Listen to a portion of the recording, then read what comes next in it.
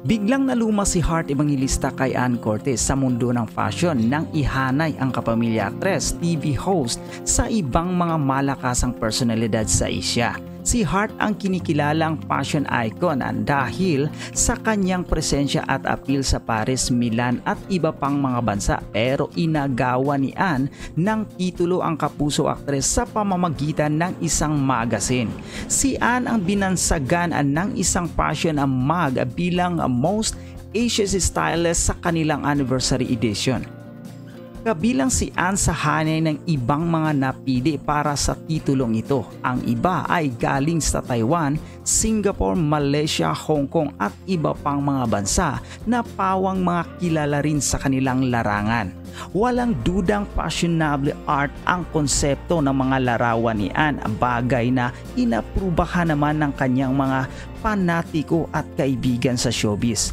Malaking sampal ito sa naipundo ni Hart sa mundo ng international fashion at naglagay sa Pilipinas bilang isa ring fashion district sa Asia.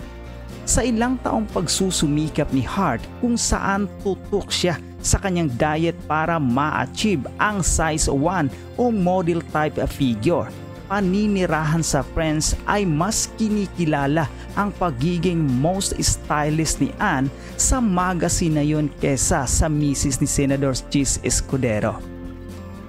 Sa pagiging stylist, iba't ibang mamahalin at state-of-the-art clothing design ang nairampah ni Hart. Wala namang bumagsak kay Ann sa mga comment sa kanyang Instagram post ng mga larawan. Pinupuri pa nga si Ann at tinatawag na queen ng kanyang mga tagahanga. Sinamba naman sa Twitter na ngayon ay X na ang sample ng photo ni Ann na siyang teritoryo ng aktres. Tahimik lang ang kampo ni Hart sa isyo. Posibleng wala silang dapat igera sa mga supporter ni Ann dahil maliwanag pa sa sikat ng araw na di kayang pantayan o humabol man lang ng ibang Pinay personalities sa naabot ng kanilang idol sa European Fashion Award.